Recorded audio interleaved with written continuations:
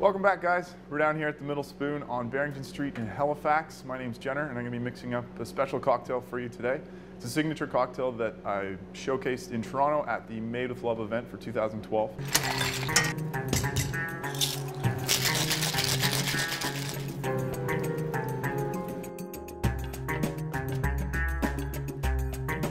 It's an interesting cocktail using gin as our base spirit and some homemade cardamom absinthe bitters. So the bitter that we're using today is a spring bitter, the main flavors being cardamom, green and black. It's in an absinthe base, so we're adding some more botanicals that way. And we've also got some interesting background flavors, coriander, white peppercorn, some actual dried rose and hibiscus and things like that to really accentuate those fresh flavors. So it really kind of suits its name. Next, we're going to be using a little bit of rose water. You got to be very careful with this stuff. It's extremely powerful. People use only a few drops in cooking. So we only want to add a couple drops into our actual cocktail so that we're highlighting some of the actual floral aspects of the gin. And we're not really overpowering the cocktail with kind of a perfumey type flavor. Next, we're going to be adding a bit of a puree. We've actually got some juiced cucumbers in here, as well as plums. We're going to add about 3/4 of an ounce of this cucumber juice, as well as a 1/4 ounce of a pear puree.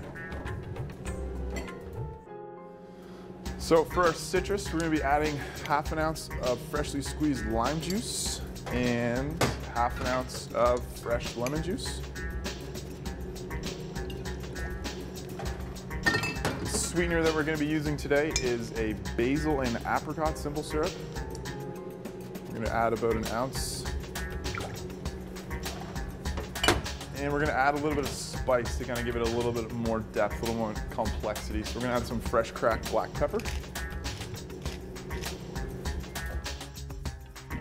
So the gin that we're going to be using today is Hendrick's. Hendrick's is a premium gin. It comes from Scotland, and what they do is actually implement some cucumber and rose into the distilling process. So you get some very nice kind of earthy and floral undertones to your gin. So it's a very nice gin. It goes really well in cocktails, and it'll really complement the other flavors that we've got in this cocktail already. So we're going to add about 2 ounces of Hendrick's.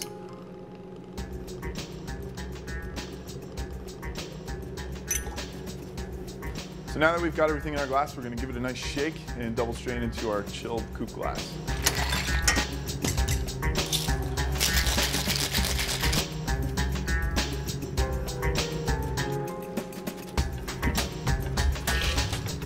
And last off, we're going to garnish that with a slice of cucumber.